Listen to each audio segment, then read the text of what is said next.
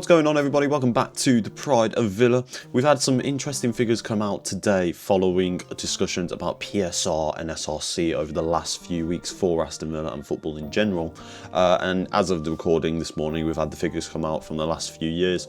So I thought I'd like to talk about Villa today. Let's go and have a try and attempt to make sense of these financial information that we've received. This will mainly be focusing on Villa's SRC, and how the wages to revenue ratio has, whether it has increased or decreased over the following few years, and try and make sense of it and try and explain it. So if you are going to enjoy this video, please leave a like, subscribe to the channel, and without further ado, we're just going to hop straight into it because I've already got it on the page, and I want to talk about it now. So obviously we already know Aston Villa's trouble with PSR and SRC over the last few years. Essentially, clubs have to abide by a ruling of how much their money can be spent. It's also to make sure that clubs are aligning in fairness with the league's UEFA correspondence, making sure that, you know, revenues being generated so they can sustain profitability. The wages being spent on your players isn't exceedingly high or outweighing the cost of the internal revenue that's covered by the clubs. Just all these financial limitations to make sure that it's not only fair for everybody to have an equal chance at playing football in their respective leagues, but to also just make sure that from a global sport entity, everybody has the same opportunities. Aston Villa, obviously, over the last few years, I've seen quite a lot of growth going into the previous years.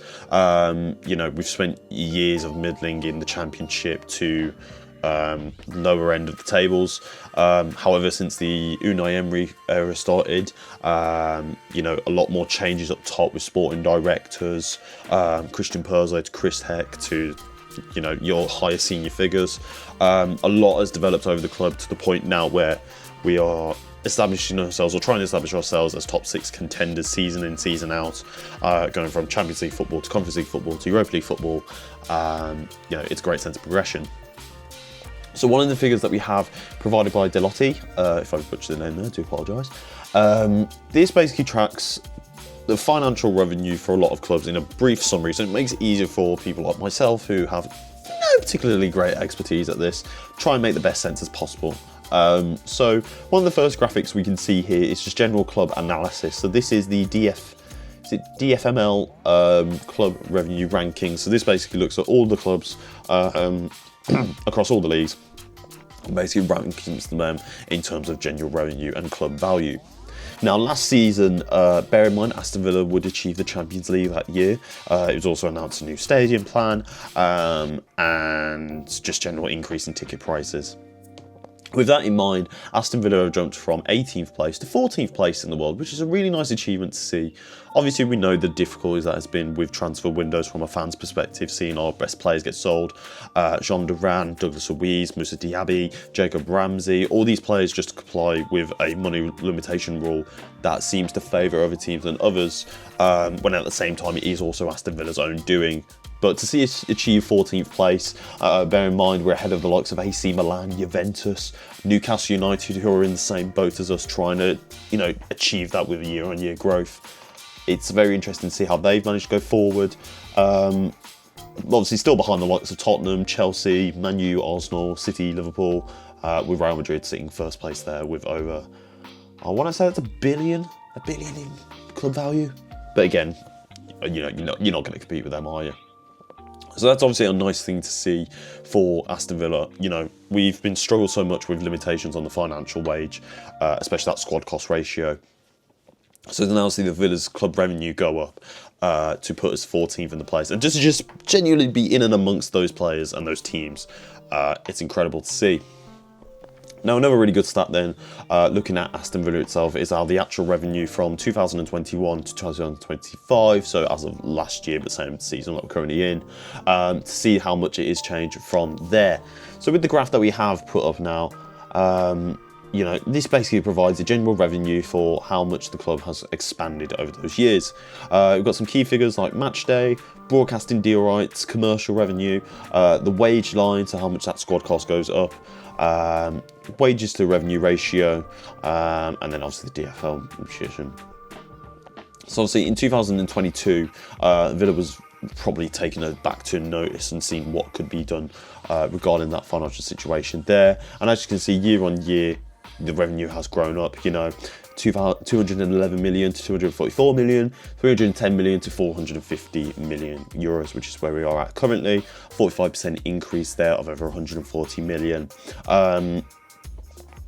Broadcasting rights, 287 of that achieved from broadcast rights, commercial 83, and match day. On a match day, we make 80 million alone, which is fascinating money to see come in. But what is this more? The real important number here is the wages to revenue ratio. Obviously, in the last 2 years, 2023, 94%. In 2024, 96%, which was at an all-time high, which would explain, the sale of Jacob Ramsey, Jean Duran within the same year window, the sale of the women's team to comply with details there. And also just the general limitations that we found ourselves in within this summer transfer window, and still as a recording the January transfer window, where essentially players are having to be sold in order to make headroom for players to come in, which should never be the case. We should always be able to put out the best suitable outfit that we can do against these teams, with the likes of Manchester City, given the charges that they're facing, yet they're about to be able to spend nearly 100 million within the window. It's just not fair, is it? It's just not fair at all. But 71%, which is a monumental coming down from the 96. Obviously, we've seen the likes of the players being brought in, Marco Asensio, Marcus Rashford. It's very easy to sit there and say there's a reason why that ratio was so high, and it's because we were trying to match the outfit of the Champions League. Now, obviously, when you get Champions League football, not only is it your priority to stay in it, but you want to represent yourself in the best outfit. And what better outfit than to sign top quality players? So the likes, again, Marcus Rashford and Marco Asensio, two players very familiar with top competitions in Europe. You've got to think the match day costs as well go up from year to year.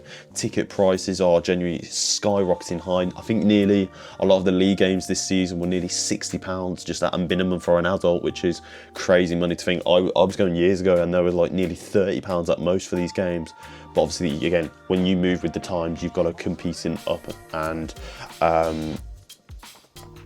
essentially, if the quality of football is going to be better and the competitions are going to be better, the money needs to reflect it, because ultimately, yes, as from a fan perspective, it's nice to see everybody get to experience Champions League football, get to see the big names and whatnot, but it's not financially stable because... Again, you're paying for higher quality football. We need to see more revenue being generated. Bear in mind, Villa are trying to still approve plans for a stadium increase in capacity to match these European competitions. We've seen games this season which, for as much as Villa want to say it's sold out in the crowds, you can watch it on the cameras and see it in person. It isn't sold out. There are empty seats that still do go about. But it does seem like in the last 2 to 3 years especially, those sold out figures are literally just by margins. There are the few odd seats, of course, but again, when you're a business, you're going to market yourself as being sold out, aren't you? Because makes you look all big, makes you look all flashy. But obviously, like I said, when you're spending that much money, it's very easy to put it into perspective when we're playing Champions League football, we're playing for these high big wages, we're competing in the league, we reached the semi-final in the FA Cup. And now look at it from 25 to 26, so the season we're currently in now. Obviously, the revenue is going to be much lower. We know this for a fact. Europe League to Champions League, it's just not that interesting of an incentive. The quality of teams you play is worse. The summer transfer signings that we make and the January transfer signings that we make have not been the same level of quality as a Marco Asensio. Again, we're selling Jacob Ramsey, we're selling our best players to essentially make way for this. We weren't able to sign Marco Asensio, who would go on to Fenerbahce.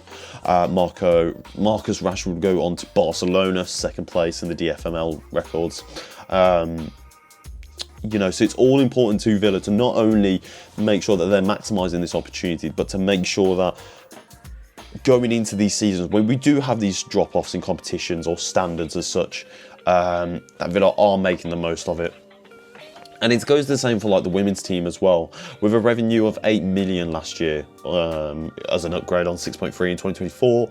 Again, fairly understandable. Women's teams football and women's football in general will never get to the same level of viewing figures as a men's football game will. That's not to discriminate against women's football. It's just, general facts. It's just not an interesting much of an appeal to demographically football fans as much as men's football. But again, that's still a great achievement. And, you know, on pitch, look at where we finished, you know, 6th place in the Premier League last season. Unfortunately missing out on the Champions League due to that game at Manchester United, which, given if we had achieved that, given everything that we'd been through that season, you could sit there and think that how much of a different outlook we would have had this year. Quarterfinal of the Champions League, obviously reaching the likes of playing PSG away, that's obviously going to increase your revenue. Club Bruges, the possibility of that we could have played Arsenal and Real Madrid in the semi-finals and go further. Semi-finals in the FA Cup, and then the women's team finishing 6th overall that year. So it's very interesting to see there. Like I said, don't sit there and expect this to be perfect figures or think, oh, yes, Villa have done it, we've complied with the rules, we've finally done it, we've brought down that squad cost ratio. Because it doesn't really take that into account as well. Bear in mind, there's still loans that need to be paid on there, the wages, obviously there's still the information from this season that has to come through. And like I said, revenue will definitely drop. We're not going to see these level of figures. And in fairness to Unai Emery and our whole upper ball management, they are trying their best to maximise the team's potential here. But it is limitations like this that can make it a little bit unsettling and just make it a little bit difficult for Aston Villa to want to compete at these points in the stages. So with that in mind, we're going to wrap it up there because it's fairly self-explanatory. And if you follow Villa PSR news, you pretty much already know this information. It's just nice to see it now. Like I said, brought down to an information that's readable for all of us and try and manage it the best as possible. If you did enjoy this video, guys, please leave a like and subscribe to the channel so we can discuss more content like this. And also let us know what you'd like to see Villa try and achieve in the next season going ahead. Do you think it is going to be a Champions League finish? Do you think a trophy is going to be needed? And what you believe should be potentially the best way to comply with these rules and make sure with wages to squad ratio revenue is being matched with the compliancy. Because bear in mind, as of 2026-27, this compliancy rule does start. I believe it's 85% for Premier League clubs, 80% for European clubs. So, you know, there's a great headroom there. And in the grand sense of things, Villa are starting to take those great steps. So it's nice to see there. Thank you very much for watching. Up the Villa with the pride of Villa. We'll see you later, boys.